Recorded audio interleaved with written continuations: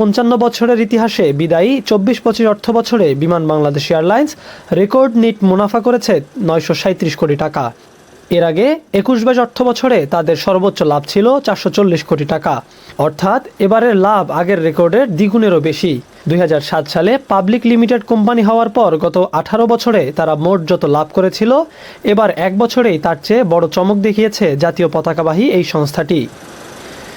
এই সাফল্যের পেছনে বড় শক্তি হিসেবে কাজ করেছে তাদের শক্তিশালী ও আধুনিক বিমানবহর।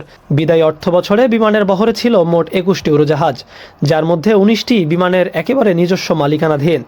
এর মধ্যে রয়েছে বোয়িং 787-8 এবং 787-9 ড্রিমলাইনারের মতো অত্যাধুনিক ও জ্বালানি সাশ্রয়ী বিমান, যা অপারেশনাল খরচ কমাতে এবং যাত্রীদের আরামদায়ক ভ্রমণ নিশ্চিত করতে বড় ভূমিকা রেখেছে। গত এক বছরে বিমান পরিবহন করেছে প্রায় 34 লাখ যাত্রী। পাশাপাশি কার্গো বা মালামাল পরিবহনের পরিসংখ্যানও ছিল চোখে পড়ার মতো। মোট 43,918 টন পণ্য তারা এক দেশ থেকে অন্য দেশে পৌঁছে দিয়েছে। বিমানের সিট পূর্ণ থাকার হার বা কেবিন ফ্যাক্টর ছিল 82%। বিশাল বিমানবহর আর রেকর্ড সংখ্যক মুনাফা করেও বকেয়া নিয়ে ঘোলাটে পরিস্থিতিতে আছে বিমান। এই বকেয়া নিয়েই পাল্টাপাল্টি অবস্থানে রাষ্ট্রীয় দুই সংস্থা বিমান বাংলাদেশ এয়ারলাইন্স ও বেসামরিক বিমান চলাচল সংস্থা বেবিচক।